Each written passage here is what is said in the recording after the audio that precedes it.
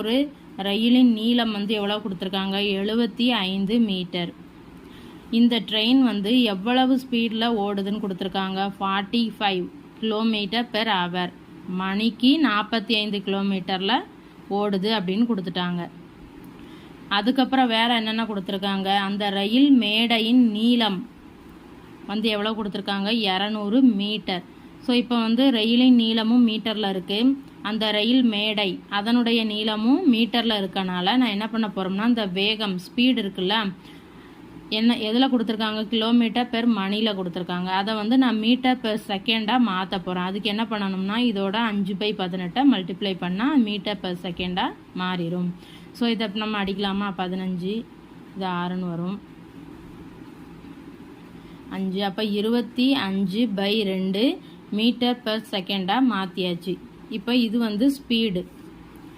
வேறு என்ன கொடுத்துருக்காங்க, ரயில் மேடையின் நீளம் கொடுத்துருக்காங்க. என்ன கேட்டிருக்காங்க, அந்த ட்ரெயின் வந்து இந்த ரயில் மேடையை கடக்க எடுத்துக்கொள்ளும் கால அளவு என்ன அப்படின்னு கேட்டிருக்காங்க. அப்போ இப்போ வந்து நமக்கு வேகத்துக்கு என்ன formula, speed is equal to distance by டைமா.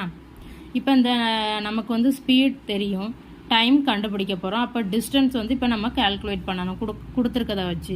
இப்போ வந்து என்ன கேட்டிருக்காங்க, இந்த ரயில் மேடையை அந்த ட்ரெயின் வந்து ஃபுல்லாக கிராஸ் பண்ணி வெளியில் போய் நின்னாதானே அந்த ரயில் மேடையை கடந்ததற்கு சமம்.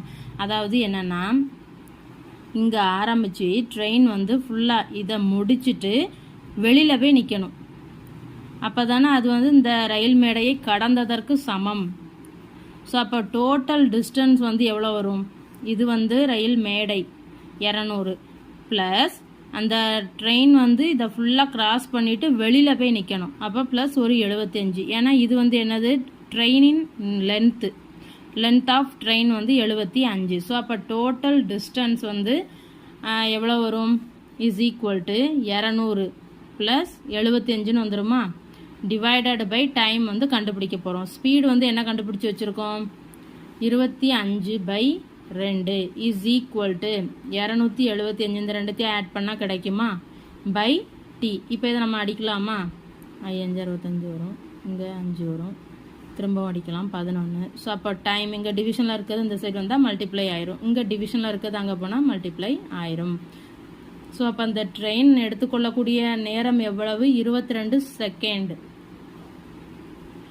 இதுதான் 75 மீட்டர் நீளமுடைய இவ்வளவு ஸ்பீடில் செல்லக்கூடிய அந்த ட்ரெயின் வந்து அந்த பிளாட்ஃபார்மை முழுவதுமாக கிராஸ் பண்ணுறதுக்கு எடுத்துக்கொள்ளக்கூடிய நேரம். வீடியோ பிடிச்சிருந்தா சேனலை சப்ஸ்கிரைப் பண்ணுங்கள்.